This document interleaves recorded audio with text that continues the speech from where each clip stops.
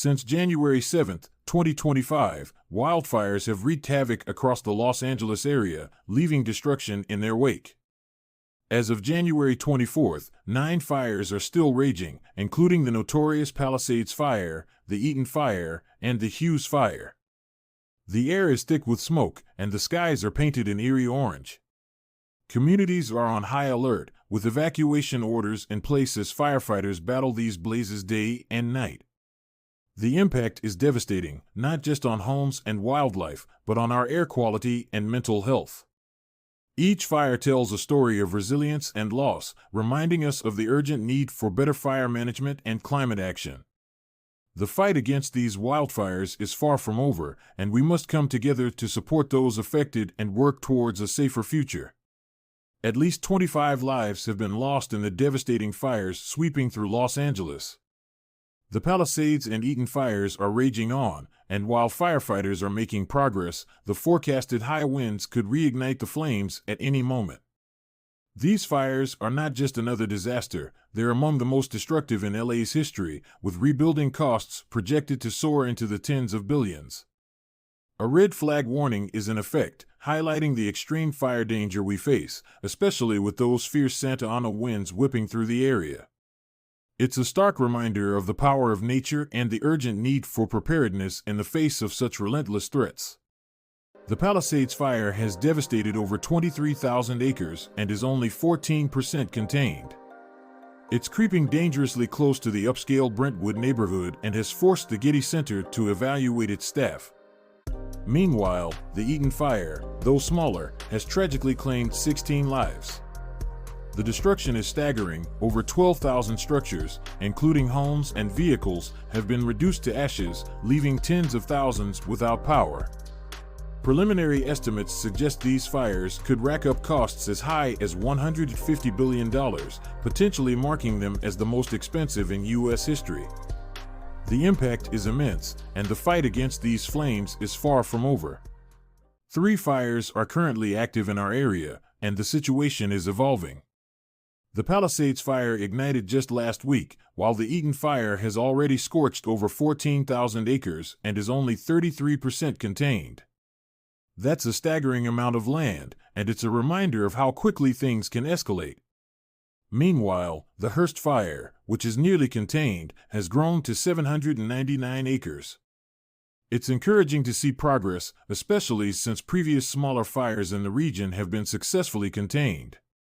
Containment is crucial. It reflects the hard work of firefighters who are tirelessly battling these blazes to control their spread. Each day brings new challenges, but the dedication of those on the front lines is truly inspiring. Investigations are underway to uncover the cause of the recent fires, but one thing is clear: lightning has been ruled out for both the Palisades and Eaton blazes. This raises serious questions, especially with legal actions now targeting Southern California Edison Company. It appears the Eaton Fire may have stemmed from negligence linked to their overhead wires. Meanwhile, SCE is stepping up, pledging to investigate their role in the Hughes Fire and offering support to the communities affected. The stakes are high, and the impact on our environment and safety is profound. As we await answers, the focus remains on accountability and ensuring this doesn't happen again. California is facing a crisis. The drought has left our vegetation parched, and with the recent high winds, we're seeing conditions ripe for wildfires. It's alarming to think that while flames rage, some fire crews are struggling with water supply issues. This has sparked intense political debates about our city's preparedness.